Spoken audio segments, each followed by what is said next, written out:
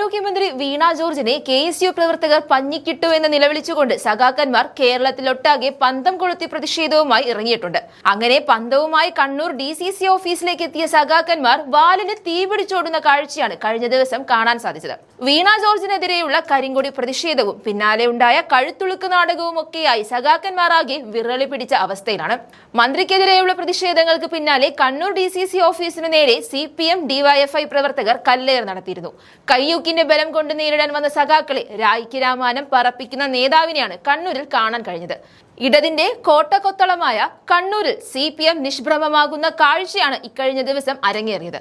Kannur DCC ഓഫീസിന് നേരെയുണ്ടായ അക്രമശ്രമം തടയാൻ മുന്നിൽ നിന്ന് KSU സംസ്ഥാന vice president P. Muhammad Shamas ആണ് സോഷ്യൽ മീഡിയയിലെയും രാഷ്ട്രീയ വൃത്തങ്ങളിലെയും സംസാര വിഷയം. DCC ഓഫീസിന് നേരെ കൂട്ടമായി വന്ന് അക്രമം അഴിച്ചുവിടാൻ നോക്കിയ CPM പ്രവർത്തകരെ ഒറ്റയ്ക്ക് നേരിട്ട ഷമാസിന്റെ ദൃശ്യങ്ങൾ ഇതിനോടകം തന്നെ വലിയ ജനശ്രദ്ധ ആകർഷിച്ചിട്ടുണ്ട്. K. സുധാകരന്റെ അതേ ആർജവമാണ് ഷമാസിൽ കാണാൻ കഴിയുന്നതെന്നും ജനങ്ങൾ വാർത്തയ്ക്ക് താഴെ കമന്റ് ചെയ്യുന്നുണ്ട്. പോലീസിന്റെ യാതൊരു സുരക്ഷയും ഒത്താശയും തങ്ങൾക്ക് ആവശ്യമില്ലെന്നും സ്വന്തം പ്രസ്ഥാനത്തെയും ഓഫീസിനെയും സംരക്ഷിക്കാൻ K. സുധാകരന്റെ ചുണക്കുട്ടികൾ ഇന്നും കണ്ണൂരിലുണ്ടെന്നും ഷമാസ് ആഞ്ഞടിച്ചു. മന്ത്രി വീണ ജോർജിന്റേത് വെറുമൊരു നാടകമാണെന്നും ആസൂത്രിതമായ തിരക്കഥയുടെ ഭാഗമായാണ് വധശ്രമ കുറ്റം കെട്ടിച്ചമച്ചതെന്നും ഷമാസ് ആരോപിച്ചു. KSU നിർജീവമായെന്ന് പറഞ്ഞവർക്കുള്ള ശക്തമായ മറുപടിയാണ് ഷമാസിന്റെ ഈ രംഗപ്രവേശം. കണ്ണൂരിലെ CPMന്റെ അഴിമതിക്കെതിരെയും അക്രമ രാഷ്ട്രീയത്തിനെതിരെയും വിട്ടുവീഴ്ചയില്ലാത്ത പോരാട്ടം നയിക്കുന്ന ഷമാസിനെ മട്ടന്നൂരിലെ സ്ഥാനാർത്ഥിയായി കോൺഗ്രസ് പരിഗണിക്കണമെന്ന ആവശ്യവും ഉയർന്നു കഴിഞ്ഞു. മന്ത്രിയെ വിമർശിച്ചതിന്റെ പേരിൽ പേഴ്സണൽ മെസ്സേജിലൂടെയും അല്ലാതെയും തങ്ങൾക്കെതിരെ വധഭീഷണി ഉയർത്തുന്നവരോട് നിങ്ങളുടെ ഈ തോന്നിയവാസം ഇനി വെറും 1 മാസം കൂടിയേ ഉള്ളൂ എന്ന് കൂടി ഷമാസ് താക്കീത് നൽകുന്നുണ്ട്. ഷമാസിന്റെ പ്രതികരണം ചേർക്കുന്നുണ്ട്, കണ്ടുവരാം.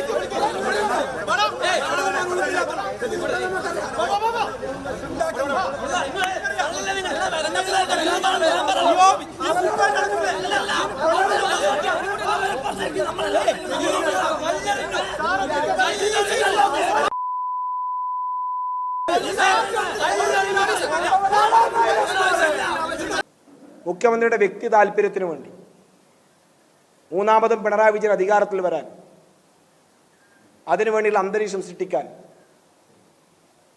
തലശ്ശേരിയിലെ സീറ്റ് ഉറപ്പിക്കാൻ AN ഷംസീറും ഒക്കെ കൂടെ കൂട്ടുനിന്ന് ഈ തെമ്മാടിത്തരം കാണിക്കുമ്പോൾ അതിൻ്റെ ബലിയാടാകാൻ വീണ ജോർജിനെ കിട്ടുമായിരിക്കും. എന്തായാലും KSUക്കാർ അതിന് തയ്യാറല്ല. ഇവർ 2 ദിവസമായി കിണഞ്ഞ് പരിശ്രമിച്ചു.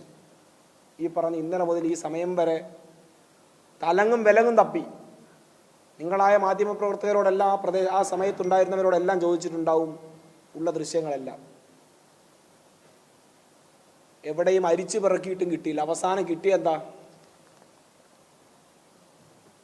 MV ജയരാജൻ സാക്ഷാൽ കണ്ണൂരിലെ പ്രധാന നേതാവും CPMനെ സംബന്ധിച്ച് CPMന്റെ ക്യാപ്സ്യൂൾ മുതലാളിയും ക്യാപ്സ്യൂൾ പ്രൊഡക്ഷൻ യൂണിറ്റിൻ്റെ ചുമതല വഹിക്കുന്ന സാക്ഷാൽ MV ജയരാജൻ ഇന്ന് മാധ്യമങ്ങളോട് പറഞ്ഞു, കറുത്ത തുണി കരിങ്കൊടി ഉപയോഗിച്ച് മന്ത്രിയുടെ വലത് കഴുത്തിൽ ആക്രമിച്ച് പരിക്കേൽപ്പിക്കുന്നതിൻ്റെ ദൃശ്യങ്ങൾ ഇതാ എന്ന് പറഞ്ഞ് പുറത്തുവിട്ടു. ആരുടെയാ?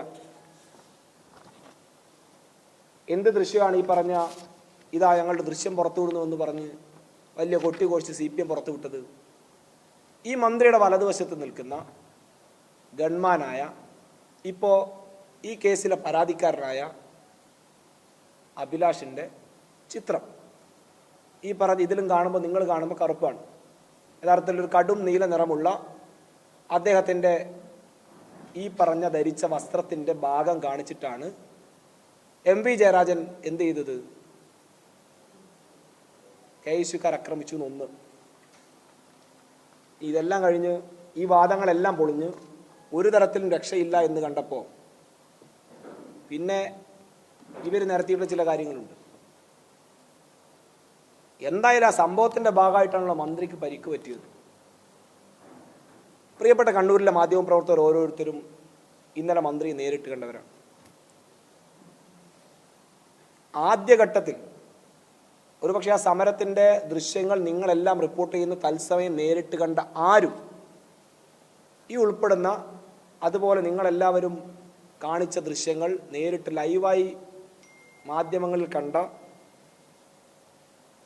ഞാൻ ഉൾപ്പെടെ ധരിച്ചത് മന്ത്രിയുടെ കൈക്ക് ഉൾപ്പെടെ പരിക്ക് പറ്റിയത് അല്ലെങ്കിൽ ഒരു പോറലേറ്റത് ഈ പറഞ്ഞ ബഹളത്തിനിടയിലായിരിക്കാമെന്നാണ്. പക്ഷെ അവിടെയും കൃത്യമായ നാടകം അരങ്ങേറിയെന്നും അത് ഈ പറഞ്ഞ 2-3 ദിവസം മുമ്പുള്ളതാണ് എന്ന് ബോധ്യപ്പെടുന്ന സാഹചര്യം ഉണ്ടായപ്പോൾ കൈ വിട്ട് പിന്നെ കഴുത്തിൽ മാത്രമായി പിടി. ഇതെല്ലാം കഴിഞ്ഞ് മൂന്നാമത്തെ പ്ലാറ്റ്ഫോമിൽ എത്തുമ്പോൾ ഞാൻ നിങ്ങൾക്ക് എല്ലാവർക്കും പേഴ്സണലായി അയച്ചിട്ടുണ്ട്. ഈ തിരക്കഥയുടെ മുഖ്യ ആസൂത്രകരിൽ ഒരാളായ സാക്ഷാൽ സ്പീക്കർ AN ഷംസീർ അവിടെ നിന്ന് ബാക്കി കാര്യങ്ങളൊക്കെ നിയന്ത്രിക്കുന്നുണ്ട്. നിങ്ങൾ പലരുടെയും കയ്യിൽ ആ വിഷ്വൽസ് ഉണ്ട്. അതിലെ സംഭാഷണം നിങ്ങൾ എത്ര പേർ ശ്രദ്ധിച്ചിട്ടുണ്ടെന്ന് അറിയില്ല. ഇന്നലെ സ്പീക്കറുടെ വിശദീകരണം കൂടി കേട്ടപ്പോഴാണ് ഈ സ്പീക്കറുടെ സംഭാഷണത്തിൻ്റെ പ്രസക്തി കുറച്ചുകൂടെ വർദ്ധിച്ചത്. സ്പീക്കർ ഈ പറഞ്ഞ ആരോപണങ്ങൾക്ക് തിരുവനന്തപുരത്ത് എത്തിയപ്പോൾ മറുപടി പറഞ്ഞു എന്നാണ് മനസ്സിലാക്കുക. ഞാൻ സഭാനാഥനാണ്, സഭാ അധ്യക്ഷനാണ്. ഈ പറഞ്ഞതുപോലെ സഭാംഗമായ വീണ ജോർജിന് ഒരു പരിക്ക് പറ്റിയാൽ, അപകടം പറ്റിയാൽ അത് ശ്രദ്ധിക്കേണ്ട ഉത്തരവാദിത്തം എനിക്കാണ്. അത് സഭാനാഥനായ മുഖ്യമന്ത്രിയെ അറിയിക്കേണ്ട ഉത്തരവാദിത്തം എനിക്കാണ് എന്നൊക്കെ പറഞ്ഞ് അദ്ദേഹം ന്യായീകരിക്കുകയുണ്ടായി. ഈ KK രാഗേഷ് എന്ന് പറയുന്ന CPMന്റെ ജില്ലാ സെക്രട്ടറി ഏത് സഭയുടെ ഏത് നായകൻ, ഏത് അധ്യക്ഷൻ?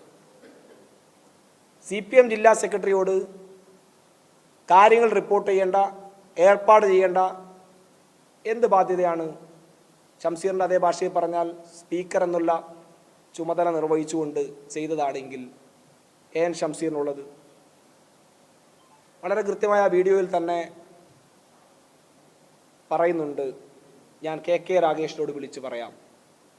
അതിനിടയിൽ പറയുന്നു, ഈ വീഡിയോയിൽ ഓരോ സ്പീക്കറുടെ സംഭാഷണവും നമ്മൾ പരിശോധിക്കേണ്ടതാണ്.